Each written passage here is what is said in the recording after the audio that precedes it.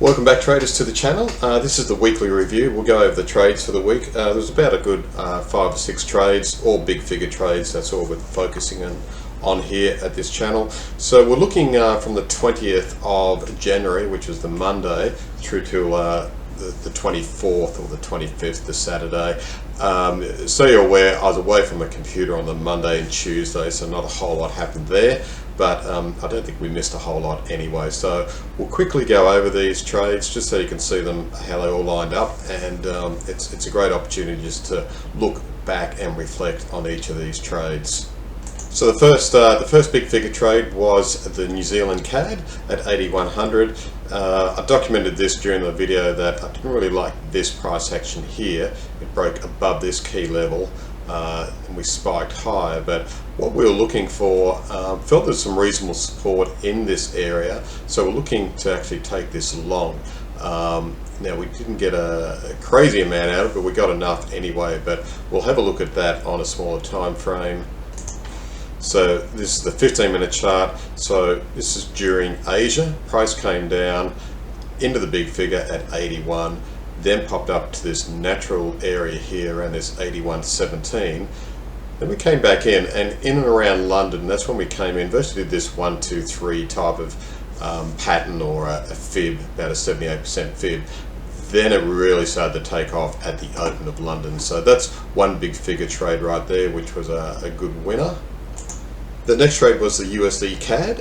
As you can see on this hourly chart, been working off the big figures reasonably well. Fair bit of dribble here. Again, we don't like this type of price action, so we ignore that type of setup.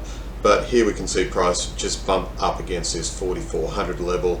Reasonable levels of some resistance in there. We can see it also at the 4300's been working pretty well also. And here we are on the 5-minute time frame. So the difficult thing about this particular one, if you go back on the video, I was concerned about the off hours here. So London, New York's all closed. We really don't have much happening. We're in a very early, slow liquidity environment. Then we get this spike at the open. So this is where it's rather tricky, but we pop just above the big figure, and then we start drifting lower down into this 80 level. So definitely enough to take some profit off this particular big figure. The next trade was the Aussie CAD. This was a little bit tricky again because we didn't quite come into the big figure, but definitely there was some good levels of support within that. So just dipping lower here, we like it when we get these type of breaks, and as long as we don't have anything really driving price, in a sense, any news that's really flushing it out. So if it's actually just normal volatility with let's call it standard boring type of trading, that's what we want to see. So again, price comes low. What you need to allow sometimes is a buffer, 1 or 2. So just depending on price action, if it's a little more aggressive, you might get in just below the big figure, or in this instance you get in just above it. So we see price come back up, didn't really stall at this level, so fairly bullish at this point. So that's another good trade right there, the Aussie CAD. And speaking of Aussie, we also have the Aussie US dollar. Again, all these trades are unique unto themselves in the sense we're looking for something quite specific, as in the big figure, but time of day comes into hand, price action, because we can see here, I believe this was Trump, then we see price break this. Now this was a key level down here, so reasonably bullish. At this point around the 94, you're thinking, damn, we might have missed it. Then we come back, pick liquidity up, and then within 20 odd minutes we start to slow up, then a spike to the big figure, and then we bleed off during Asia. So again, a fairly good normal type of trade as far as sort of the big figure. This is what we like to see when it hits it and just starts trading back in. The problem is with, you're in a problem when you get into the trade, then it starts trading higher and comes back, teases a little bit below the big figure, then pushes above, assuming we're short here. So then you're in a bit of a tricky situation you need to potentially get out of.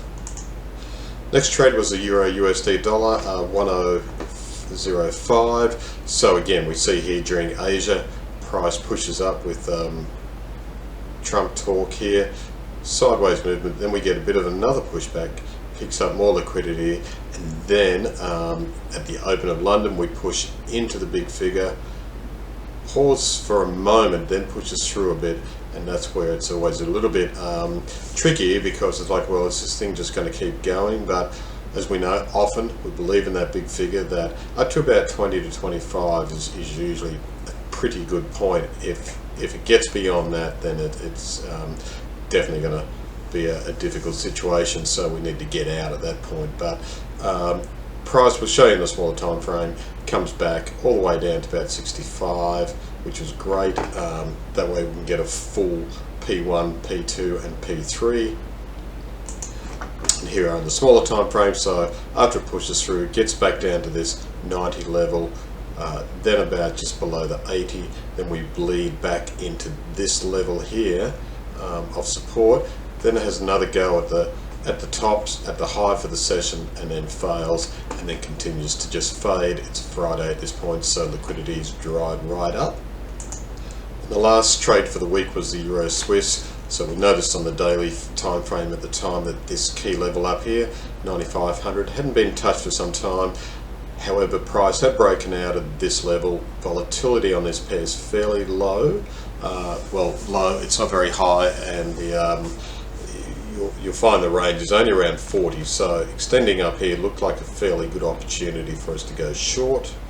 60-minute chart here, just an overview of it. We're looking for price to come back, hopefully into this area, this void here. Didn't do so, so once it just ran its way up, hit the big figure, went through by about 2 or 3 pips, came back to about 84, 85, so we were able to get about 17 pips out of this before price then surged higher. Obviously in that process we managed the trade.